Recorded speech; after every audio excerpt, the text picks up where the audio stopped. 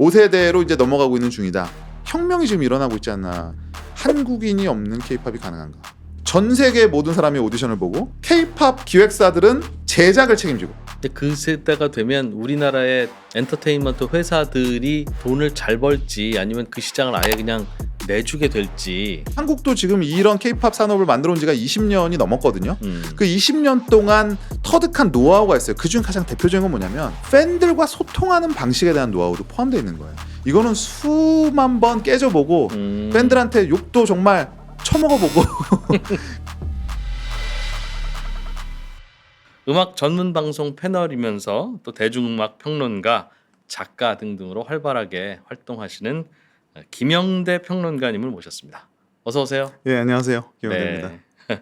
김영대 평론가님이 지나온 인생을 그 하나로 꿰뚫는 숫자를 하나 말씀해 주십사 했더니 4를 꼽으셨어요. 네. 뭔가 봤더니 전공을 4개나 하셨다고요? 네네. 대학을 4군데 나온 거예요? 대학을 3군데 다녔고요. 네. 한 군데서 이제 전공을 2개를 했어요. 제가 학부에서는 원래 이제 경영학과로 들어갔고 네. 당시에 이제 그 복수 전공이라는 제도가 있어서 제가 경영학을 후딱 해치우고 네. 뭐 사실 그거는 공부를 잘해서 해치운 게 아니라 그 예전에 그 나폴레옹이 한 뭐 농담 같은 말 있지 않습니까? 이산이 아닌가벼 뭐 이런 거 있잖아요. 예, 경영학 수업 첫 수업 아직도 기억이 나는데 회계원리라는 수업이었거든요. 네. 너무 잘못 왔다.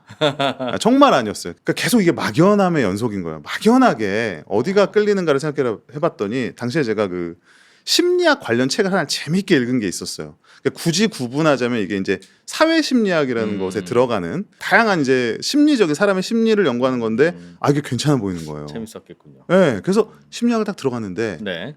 제가 생각했던 그 심리학은 심리학의 아주 일부고, 그러니까 이제 점점 심리학이라는 분야는 인지 심리학이라든지 뭐 뇌과학이라든지 그런 쪽이고 아주 과학인 거예요. 그래서 오히려 제가 경영학에서 느꼈던 너무 이과적인 이 숫자의 세계가 안 맞았다고 생각을 했는데 심리학을 넘어왔더니 슬슬 심리학도 통계가 적용되기 시작하고 뭐 사이언스가 도입되기 시작하고 거진 또 이것도 1년 만에 이산이 아닌가를 또 했죠. 근데 이제 뭐 더 이상 갈 데도 없고 졸업은 해야 되고 그러니까 이제 무난히 졸업이라는 방향으로 대체로 틀고 그렇게 졸업해서 그냥 일자리를 그래서 찾죠. 나중에 뭐 이제 취직을 하거나 혹은 다른 공부를 해야 되겠다.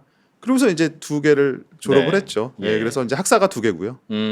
졸업할 쯤 돼서 이제 요런 방향은 내가 언제 좀 경영학에서 심리학으로 비슷하게 뭔가 틀은 것 같긴 한데 조금 더 인문학적이고 좀 더 문화적으로 뭔가를 내 관심사를 반영할 수 있는 게 없을까라고 생각을 하다가 그 역시 그 시기에 읽었던 요즘 뭐 방송에 많이 나오시는 중동 전문가인 이희수 교수님이 쓰신 네. 세계문학이라는 책이 있었어요.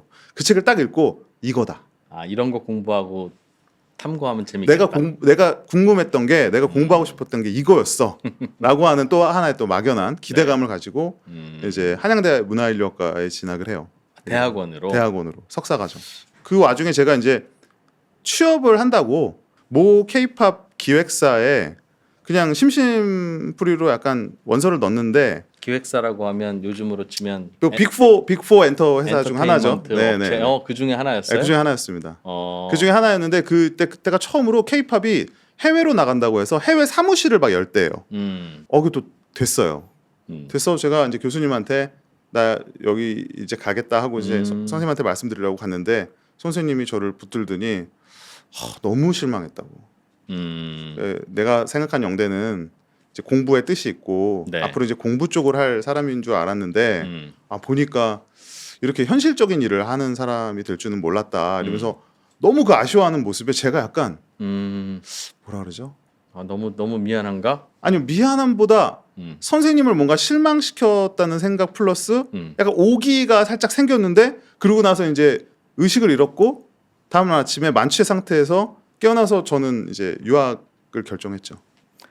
두 분이 그 밤새 술을 마시면서 술을 마시고 네네네. 그래서 이제 뒤늦게 유학 그 공부를 했는데 그때 선생님께서 영대는 유학을 가라. 네. 뭐 어떤 전공으로? 어떤 전공이 있나 했더니 너가 원래 음악을 좋아하지 않냐. 그리고 제가 이제 20살 때부터 음악 평론을 취미로 했었기 때문에 그런 음악을 좋아하는 사람들이 하는 인류학 학문이 있다. 그런 에스노 뮤지컬러지라는 학문이 있다. 이렇게 말씀을 하셔서 저에게 유학을 이제 그거 권하셔서 가봐라. 네, 거기로 가기로 이제 결심을 한 거죠. 네. 넣었던 학교 중에 또 운이 좋게 몇 군데서 이제 어드미션이 와서 시애틀에 있는 이제 워싱턴 대학교라는 곳으로 유학을 이제 가게 됐습니다. 저 같은 경우는 음악을 하는 것도 좋았어요. 제가 어렸을 때부터 악기를 배웠었는데 음악을 하는 것도 좋았는데 그리고 음악을 듣는 것도 좋은데 그걸 듣고 뭔가 그거를 근거 있게 말하는 걸 좋아했어요. 음악에 대해서 해석? 말하는 걸 좋아했어요. 예, 해설일 수도 있고 내 의견을 개진하는 이를테면 뭐 기초적인 수준의 비평이라고 할 수도 있을 것 같은데 예. 제가 음악을 듣고 그냥 듣는 거로 끝나는 게 아니라 사람들에게 설명도 해주고. 네, 설명도 해주고 근데 사실 음악 평론가가 되는 방법이 따로 있는 거는 아니더라고요. 그러게요. 대학교에 들어가자마자 당시에 그 PC 통신이라는 게 워낙에 새롭게 떠오르는 매체였는데 네. 여기가 이제 돈을 내고 가입을 한 사람들만 모여있기 때문에 맞아요. 한 달에 얼마. 네, 나름 약간 문화 같은데 좀 진심인 사람들이 좀 많이 있었고 열심인 사람들이 좀 많이 있었던 곳이었어요. 근데 거기 보면 뭐 음악 게시판, 음악 동호회 이런 곳들이 있었거든요. 제가 처음으로 음악에 대한 비평, 리뷰를 이제 그런 곳에 쓰기 시작한 거예요. 네. 근데 제가 쓴 글이 사람들이 되게 좋아해주고 재밌다고 하고 그게 언제였어요? 그게 96년이에요. 그러면 학년이 제가 96학번. 대학교 1학년 네, 무렵에. 대학교 들어가자마자 컴퓨터를 사고 PC 통신에 가입을 해서 이제 처음으로 제가 당시 좋아하던 음악들에 대한 글을 쓰기 시작했는데 네. 이게 사람들이 반응이 괜찮았구나. 반응이 괜찮더라고요. 그런 식으로 한 2, 3년을 그렇게 했더니 98년 무렵에 처음으로 공식적으로 돈을 받고 글을 써보는 게 어떻겠냐는 제의가 이제 처음으로 잡지사에서 로부터 왔었고 네. 그 다음에 심지어는 당시에 그 우리나라의 대중음악에서 처음으로 시도했었던 100대 명반이라는 기획이 있었어요. 그러니까 한국 대중음악사에서 네. 100장의 훌륭한 명반을 뽑는 그 당시에 뭐 라디오 PD님들, 기성 평론가들 수많은 막 유명한 분들이 많이 모인 그 자리였는데 이걸 기획하신 분이 이 PC통신에 김영대라는 애가 어린 것 같은데 글을 잘 쓰는 것 같은데 한번 해보지 않겠냐고 제가 21살 때 그 처음 제안을 받은 거예요. 그러니까 심사위원으로. 그게 제 어떻게 보면 공적인 평론가로서의 첫 커리어가 된 것 같아요. 그때부터 네. 매체와 인연을 맺어서 네. 대학 다닐 때는 전공을 어떻게 해야 되나 이런 고민으로 경영학도 하셨다가 네. 심리학도 했다가 네. 문화인류학도 했다가 왔다 갔다는 하셨는데 그 무렵에 계속 음악 평론에 글을 쓰는 일은 꾸준히 했군요. 그러니까 그게 제가 착각한 부분이었어요.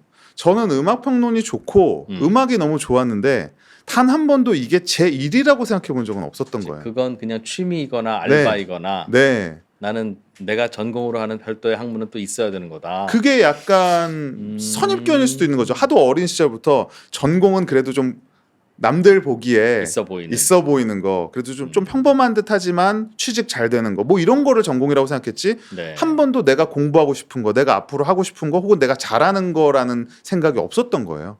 미국으로 그럼 음악 인류학이라고 하나요? 그걸 공부하러 가셨다고 하던데. 네. 제가 좀 스스로 부끄럽다는 생각을 좀 했었어요.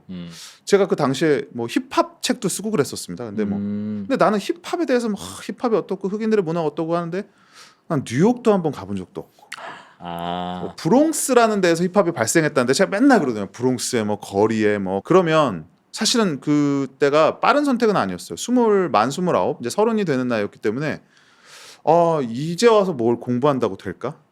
내가 좋아하는 걸 한다고 해도 내가 지금 떠나면 언제 돌아올 줄도 모르는데 이게 맞는 선택이라 굉장히 고민을 했지만 결국은 내가 전문이라고 생각하는 음악이라는 것 앞에서 조금 하나의 스텝업이 있어야 된다고 생각을 했어요. 그래서 떠났다. 네, 떠났죠. 그런데 이게 그때 미국 가신 게 2007년인데 네. 2020년까지 13년 동안 네. 미국에서 이 공부를 계속 하신 거예요? 네, 그래서 제 두 번째 숫자를 뽑아달라고 하는 방송은 처음 해보는데 어쨌든 그래서 13이라는 숫자를 제가 말씀드렸는데요. 유학 생활을 13년을 했습니다. 네. 공부를 잘 못한 거죠. 사실. 어쩌다가요? 박사는 이제 제가 한 명의 연구자로서 제 연구를 해야 되잖아요. 근데 그렇죠. 나는 뭘 연구할지 그거부터 일단은 좀 굉장히 고민이 많았었고요. 왜냐하면 저는 한국 음악을 가급적이면 연구를 안 하고 싶었어요. 대체로는 한국인이 미국 가서 공부하면 한국 음악 공부로 논문 쓰죠. 전 그게 되게 싫었거든요. 아니 왜 미국까지 유학을 가서 왜 미국에 가서 우리나라 근현대사를 논문을 써? 저는 이게 제 짧은 생각으로는 이해가 잘 안 돼서 네. 나는 미국을 갔으니까 난 뭐 재즈를 한다든지 생각이 짧으셨구나. 블루스를 한다든지 이런 걸 하리라 네. 그랬는데 학교 입장에서는 답답하죠. 한국 학생이 왔으면 그걸 학문에 좀 기여하라고 뽑은 건데. 그를 그 완전 정답인데 제가 그걸 모르고 막 반항을 했죠. 나는 결국 2012년에 싸이의 강남스타일이 딱 뜨면서 제가 이제 명분을 잃었죠. 싸이의 강남스타일이 전 세계적인 바이럴과 뭐 뉴미디어의 새로운 그 지평을 또 열고 아시안 음악에 대한 가능성, 뭐 아시안 컬처, 뭐 세계화, 글로벌리제이션, 그 각종 어떤 그 우리 소시올로지 사회학에서 다뤘던 다양한 그 이론들을 증명하기도 하고 반박하기도 하고 충족시키기도 하고 이런 새로운 현상이 싸이의 강남스타일과 그에 이어지는 뭐 슈퍼주니어, 빅뱅, 소녀시대 이런 열풍이 막 2012년에만 막 한꺼번에 쏟아져 나왔거든요. 교수님이 야 또 와 어느 날 교수실로 부르더니 해 하겠습니다. 안 그래도 요즘 K-팝이 이제는 하나의 산업이 되기도 하고 뭐 문화기도 하고요. 우리나라 대표적인 엔터테인먼트 회사들의 어찌 보면 주력 상품입니다. 맞아요. 그게 뭐예요? K-팝이라고 하는 게 그러니까 우리 입장에서 보면 우리 가요지만 수요자인 외국인들 입장에서 보면 그게 어떻게 들리는 겁니까? 일단은 예. 한국산이라는 거에 대해서 굉장히 충격을 받았죠. 외국인들이. 네. 왜냐하면 한국은 그 왜 예전에 왜 한국 전쟁 뭐 이후에 외국인들한테 야 한국 사우스 코리아 알아 그러면은 뭐 사우스 코리아가 어디야 이렇게 지도를 펴놔도 일본과 중국은 찾아도 한국은 못 찾았다고 하잖아요. 그럴 정도로 이 문화 산업에서 네. 한국이라는 나라는 없었던 나라죠. 그래서 오히려 독특하게 들여다본다. 그 일본도 아니고 심지어 중국도 아니고 차라리 아마 그들 입장에서는 뭐 태국이라든지 오히려. 인도네시아라든지 하면 조금 더 와닿았을 거예요. 그냥 그렇다면 그냥 팝이라고 불렀겠네요. 네. 근데 한국이라는 나라는 뭐 민속 음악 자체도 그렇게 유명하지도 않았고 심지어는 저 나라가 대중음악을 만드는지 아닌지조차도 잘 몰랐던 나라인데 그들의 입장에서는 갑자기 뭐 강남스타일 뭐 그것도 대단하지만 뭐 소녀시대, 빅뱅 이런 팀들을 보면 아니 뭐 너무 현대적인 외모와 춤과 그것도 그들 입장에서는 납득이 가지 않는 저 아크로바틱한 완벽한 칼군무와 이런 것들이 그들에게 없는 음악은 아니었으나 이게 주체가 아시안 그것도 한국인이라는 점에서 굉장히 충격을 받았고 그다음에 그 퀄리티가 이거는 그들의 주류 음악을 100% 위협할 정도까지는 아니었으나 당시만 해도 이거는 충분히 자기 시장 내에서 일정 부분 파일을 차지할 수 있는 정도의 괜찮다. 새로운 문화다. 네. 새로운 문화다. 이런 것들을 알아봤던 거죠, 사실은. 네. 음악만 들어도 이건 K-팝이네. 좀 독특한 애가 차이가 있어요. 즉 칼군무라든가 네. 혹은 뭐 그 가수의 외모라든가 뭐 이런 거는 다양하게 차이가 있을 수 있고 눈길을 끌 수 있는데 음악으로서는 좀 차이가 있습니까? 예, 그렇기도 하고 아니기도 한 부분이 있는데요. 언뜻 들으면 사실은 구분이 안 될 수도 있지만 자세히 또 들여다보면 K-팝만이 갖고 있는 독특한 특성이 있어요. 근데 그게 뭐 어떤 학자들은 혼종성이라고 이야기를 하기도 하고요. 네. 그러니까 가령 미국 같은 나라는 음악을 굉장히 장르적으로 접근해요.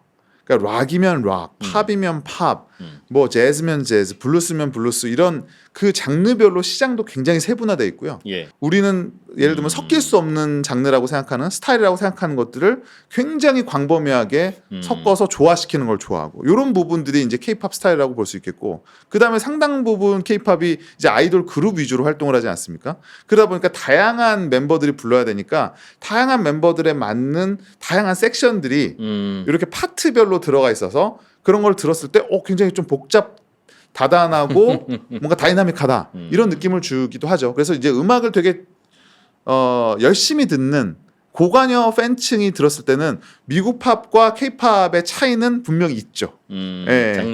장르로도 그 아주 미묘한 차이가 있죠. 물론 그게 이제 비주얼과 그 외적인 것과 결합을 하면 이제 완전히 또 다른 장르가 되죠. 네. K-팝과 관련한 숫자로 5를 찍어주셨는데 네.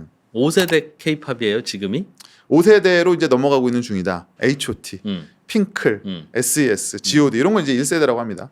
2세대는 그거보다 훨씬 더 다양한 시장으로 뻗어나갔던 본격적으로 글로벌리제이션이라고 하는 새로운 전략을 통해서 케이팝을 내다 팔고자 만들기 시작한 세대가 2세대입니다. 그러면 이걸 이제 미디어 발전적인 과정하고도 또 오버랩 시켜본다면 1세대는 우리가 말하는 TV, 네. 뮤직비디오, DVD 이런 시대라고 만약에 본다면 2세대는 이제 대략 한 2005년, 2006년 이후를 말하는데요. 이때 뭐가 등장하냐면 유튜브가 등장합니다. 유튜브를 비롯한 이제 뉴미디어를 통해서 이제 케이팝이 새로운 또 활로를 찾기도 했고 이 글로벌리제이션이라는 것 자체가 훨씬 용이해졌죠. 예, 그 전까지는 예를 들면 뭘 직접 내다 팔아야 그 시장 사람들이 그걸 알겠습니다. 사줘야 세계화가 됐지만 이제 유튜브라는 걸 통해서 일종의 우회적인 통로가 세계 팬들과 접촉하고 그들에게 접근하는 방식이 네. 차이가 있는 걸 이걸 세대 구별로 하는군요. 뭐 저는 이제 그런 것들을 요소로 넣기도 해요. 그럼 이제 뭐 3세대는 뭐냐? 3세대는 저는 이렇게 표현하고 싶거든요. 케이팝이 처음으로 세계 시장의 정상을 밟은. 예, 우리가 잘 아는 BTS, 블랙핑크 그 외 수많은 케이팝 그룹들이 나와서 이제 이 그룹들에게는 세계 시장이라는 것이 무슨 기회가 있으면 가는 곳이 아니라 당연히 진출해야 되는 곳이고 세계 시장을 발판으로 해서 세계적인 가수가 되는 그런 루트가 만들어진 것이 이제 3세대라고 볼 수 있을 것 같아요. 이게 대략 한 2010년대 이후입니다. 예, 그래서 케이팝 자체가 하나의 굉장히 어떤 산업적인 혹은 산업 포맷적인 음악 장르적인 그게 3세대. 그게 이제 자리 잡은 우리가 아는 케이팝이라고 하는 모든 것들이 사실은 꽃 피우고 자리 잡은 게 3세대. 4세대는 굳이 구분을 하자면 저는 이제 코로나와 포스트 코로나에 걸쳐 있는 요 세대인 것 같은데요. 사실은 이제 그 시대 동안 변한 것 중 하나가 대표적인 게 뭐가 있냐면 예전에는 글로벌 스타가 된다라고 하는 거는 루트가 있었거든요. 국내에서 데뷔를 해서 인기를 얻고 그 인기를 바탕으로 주변 국가들을 점령하고 그것들을 바탕으로 이제 미국이나 영국이라고 하는 가장 큰 시장을 가는 한 요까지 가는 게 한 7년 빠르면 5년, 7년, 10년 정도 되면 이제 아 내가 세계 시장에 물 좀 먹었다라고 하는 그런 시대였는데 이 4세대부터는 이미 기획하고 준비되는 단계에서부터 스타로서의 퀄리티를 갖고 있어요. 그게 왜 그러냐면 그 프로듀스 101과 같은 네네. 오디션 네. 프로그램 아시죠? 이런 오디션 프로그램을 통해서 이미 팬덤이 결집이 되고 여기에 있는 멤버들이 이미 이 프로가 케이팝의 글로벌한 인기와 발맞추어서 전 세계적으로 이미 그 유명세가 이미 확보가 된 상태에서 데뷔를 합니다. 르세라핌이나 뭐 아이브 같은 그룹들이 대부분 이런 오디션 프로그램을 통해서 쌓은 이미지 플러스 이미 개척된 케이팝 시장의 그런 메리트를 등에 업고 데뷔하자마자 1년 만에 2년 만에 3년 만에 글로벌한 스타가 돼서 해외 투어를 돌고 월드 투어를 할 수 있는 데뷔와 동시에 월드 투어로 진출할 수 있는 세계적인 스타를 만들어내는 시스템이 완벽하게 정착된 게 이제 4세대. 그런 변화가 있었다. 그런데 그게 또 바뀌어서 5세대예요, 지금은? 5세대로 넘어갈 조짐이 있죠. 어찌 보면 가장 큰 저는 개념적인 혁명이 지금 일어나고 있지 않나 싶은데요. 요즘 이제 케이팝 내에서 일어나고 있는 가장 재미난 변화 중 하나가 한국인이 없는 케이팝이 가능한가. 그러니까 우리가 지금까지의 케이팝은 우리가 이것도 이제 은연중에 20세기를 살면서 모든 것들을 다 네이션 스테이트라고 하는 민족, 에스니시티 이런 거에 대한 이런 것들로 문화를 생각해요. 한국 문화가 뭐냐? 아, 한국 사람이 하니까 한국 문화지. 아주 단순한 답이지 않습니까? 케이팝이 뭐냐? 아, 한국어로 하니까 케이팝이지. 한국 사람이 하니까. 그러니까 왜 그 말을 옮겨보자면 뭐 한국에 의한 게 케이팝 아닙니까? 네. 근데 이게 지금 거의 다 무너지고 있어요. 아, 굳이 그렇게 하지 않아도 된다. 한국을 위한 이거 자체가 이미 무너진 지가 꽤 됐죠. 이미 케이팝은 내수 시장과 해외 시장의 퍼센티지가 3대 7? 그러니까 해외가 7 정도로 이미 넘어간 상태고요. 네, 그래서 한국 사람을 위한 음악이라는 거가 이미 거기서 무너졌죠. 그리고 언어는 이제 국제 시장을 겨냥해야 되기 때문에 영어 곡들이 많아지고 있잖아요. 네. 그러니까 한국어로 해야지만 케이팝이었던 시대들이 지났어요. 그러면 이제 유일하게 케이팝임을 확인할 수 있는 게 주체가 누구냐? JYP냐? 그럼 우리가 케이팝이라고 말할 수 있다는 거죠. 지금까지는. 네. SM이냐? 하이브냐? 맞는 얘기예요. 주체가 누구냐? 멤버가 그럼 한국 사람이냐? 뭐 어느 그룹 같은 경우는 뭐 절반 이상이 외국 멤버고 한국 멤버라고 하더라도 교포 사실 국적은 외국이죠. 네. 이런 것들을 우리가 이제 케이팝이라고 불러야 되는 시대가 됐고 지금 최근에 하이브도 그렇고요. JYP 같은 그룹도 미국의 회사와 조인트로 벤처를 만들어서 이 벤처를 통해서 글로벌 K-팝 그룹을 론칭하는 프로젝트를 시작했어요. 전 세계 모든 사람이 오디션을 보고 K-팝 기획사들은 제작을 책임지고, 여기서 제작이라고 하는 거는 트레이닝, 훈련부터. 음악, 그러니까 어떤 음악 제작의 핵심적인 노하우, 핵심 원천 기술이라고 할까요? 원천 기술을 책임지고 네. 그 외 모든 유통이라든지 배급이라든지 이런 것들은 현지에서 잘하는 사람이 현지에서 한다. 잘하는, 그것도 팝 음악을 지금 지배하고 있는 미국이 자신들의 돈을 들여서 너희 스타일대로 만들어. 왜냐면 그게 잘 되니까. 우리가 팔아보게. 우리가 팔아볼게. 근데 이게 지금 한 군데서 돌아가고 있는 게 아니라 아마 뭐 내년까지 보면 저는 한 3-4 팀들이 이런 글로벌 오디션 전략으로 통해서 미국이나 영국의 그런 메인스트림 자본들이 돈을 대고 모든 유통을 책임지는, 그 대신 K-팝의 원천 기술을 그대로 적용한 이런 것들이 만들어지려고 하고 있다. 근데 여기서는 한국인이 들어갈 수도 있고 들어가지 않을 수도 있어요. 그래서 저는 이 시대는 5세대라고 부를 수 있지 않을까? 근데 그 세대가 되면 우리나라의 엔터테인먼트 회사들이 돈을 잘 벌지 아니면 그 시장을 아예 그냥 내주게 될지 그건 좀 생각해 봐야 될 문제네요. 네, 주도권의 문제예요. 어떻게 보십니까? 이게 K-팝이라는 게 결국 이런 시스템이고 하나의 산업이라면 그 산업을 모방하는 사람이라면 누구나 그걸 따라할 수 있지 않겠습니까? 그렇죠. 그런 부분에서 분명히 우리가 경계해야 될 부분은 있죠. 그런데 그 진입 장벽 내지는 한국에서만 할 수 있는 네. 뭔가 썸띵이 있다고 보세요? 저는 그거는 이제 그 레시피를 사용하는 셰프들의 손맛이라고 생각은 해요. 여전히. 왜냐하면 한국도 지금 이런 K-팝 산업을 만들어 온 지가 20년이 넘었거든요. 그 20년 동안 터득한 노하우가 있어요. 그중 가장 대표적인 건 뭐냐면 단순히 음악 제작의 노하우뿐만 아니라 팬들과 소통하는 방식에 대한 노하우도 포함되어 있는 거예요.